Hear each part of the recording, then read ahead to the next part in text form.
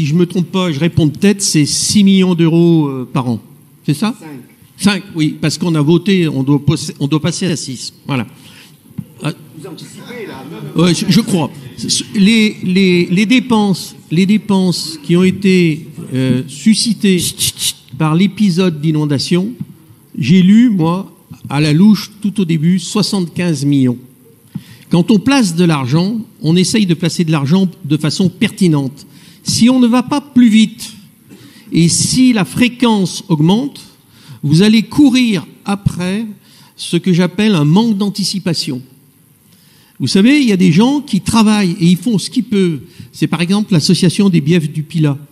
C'est des gens qui ont compris que si on ne désimperméabilise pas très vite, on pourra peut-être avoir quelque chose qui ressemble à Valence.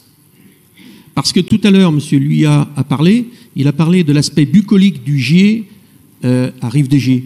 Il est sous une voûte, il traverse la ville sous une voûte, et la question est de savoir si on enlève la voûte ou pas, et à quel prix. Et là, on est sur des budgets d'une importance importante.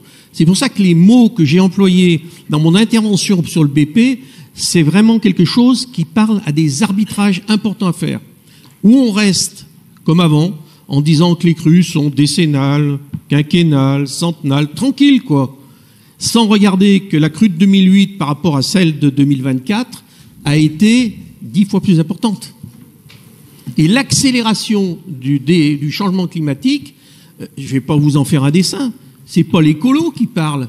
Quand j'ai parlé du GEMAPI, j'ai parlé ici en disant il faut faire attention parce que l'autoroute peut être bloquée, la voie ferrée mise en danger, des gens ont souri.